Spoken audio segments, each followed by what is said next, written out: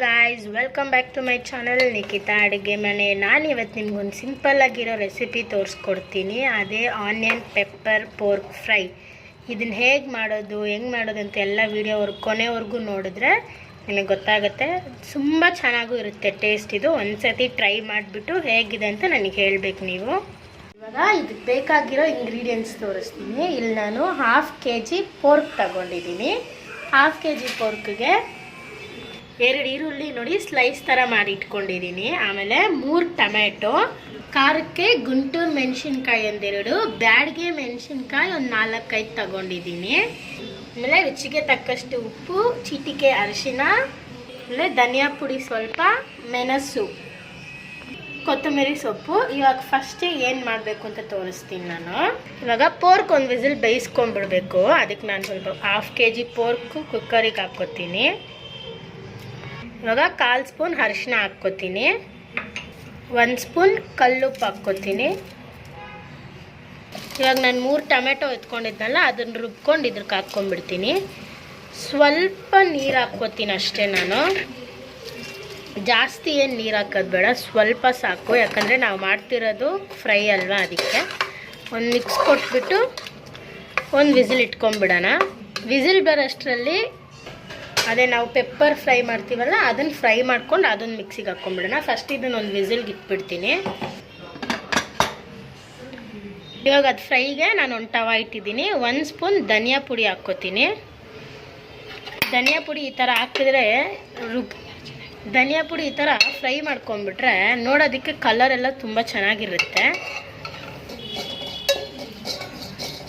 ಇವಾಗ ಸ್ವಲ್ಪ brown turn ಆಗಿದೆ. ಇದನ್ನು ನಾನು ಮಿಕ್ಸಿ ಜಾರ್ಗೆ ಹಾಕ್ಕೊಂಡ್ಬಿಡ್ತೀನಿ. ಇವಾಗ ಅದೇ ಟವಾಗೆ ನಾನು ಮೆಣಸು ಕೂಡ ಒಂದು ಫ್ರೈ ಮಾಡ್ಕೊಂಡ್ಬಿಡ್ತೀನಿ. ಮೆಣಸು, 2 ಗುಂಟೂರು ಮೆಣಸಿನ್ಕಾಯಿ, ಬ್ಯಾಡಿಗೆ ಮೆಣಸಿನ್ಕಾಯಿ ಕೂಡ ಹಾಕ್ಕೋತೀನಿ. ಇವಾಗ ಇದನ್ನೆಲ್ಲ ಲೈಟಾಗಿ ಸ್ಲೋ ಫ್ಲೇಮಲ್ಲಿ ಇಟ್ಕೊಂಡು ಒಂದು ಫ್ರೈ ಕೊಟ್ಕೊಂಡು ಬರೋಣ. ಇವಾಗ ಇದಾಗಿದೆ. ಇದನ್ನು ಮಿಕ್ಸಿಗೆ ಹಾಕ್ಕೊಂಡ್ಬಿಡೋಣ ಎಲ್ಲ. ಇವಾಗ ಇದನ್ನು ನಾನು ಮಿಕ್ಸಿಗೆ ಹಾಕ್ಕೊಂಡ್ಬಿಡ್ತೀನಿ. ಇದು ಪೌಡ್ರ್ ಆಗಿದೆ. ಈ ಪೌಡ್ರನ್ನ ಸೈಡ್ಗೆ ಇಟ್ಕೊಂಡ್ಬಿಡ್ತೀನಿ. ಇವಾಗ ಇದೊಂದು ವಿಸಿಲ್ ಬಂದಾದಮೇಲೆ ನಾನು ಇದನ್ನು ಸೈಡ್ಗೆ ಇಟ್ಬಿಟ್ಟು ಈರುಳ್ಳಿನ ಫ್ರೈ ಮಾಡ್ಕೊಂಡ್ಬಿಡ್ತೀನಿ. ಇವಾಗ ಆನಿಯನ್ ಫ್ರೈ ಮಾಡೋದಕ್ಕೆ ಅದೇ ಟವಾದಲ್ಲಿ ಸ್ವಲ್ಪ ಎಣ್ಣೆ ಹಾಕ್ಕೊಂಡ್ಬಿಡ್ತೀನಿ. ಜಾಸ್ತಿ ಏನು ಬೇಡ, 1 ಟೇಬಲ್ ಸ್ಪೂನ್ ಅಷ್ಟು ಸಾಕು. 1-1.5 ಸಾಕು. ಇವಾಗ ಸ್ವಲ್ಪ ಎಣ್ಣೆ ಬಿಸಿ ಆದಮೇಲೆ, ಇವಾಗ ಎಣ್ಣೆ ಬಿಸಿ ಆಗಿದೆ. ಆವಾಗಲೇ ತೋರಿಸಿದ್ನಲ್ಲ 2 ಈರುಳ್ಳಿನ ಫ್ರೈ ಮಾಡ್ಕೊಂಬಿಡೋಣ ಎಣ್ಣೆಯಲ್ಲಿ.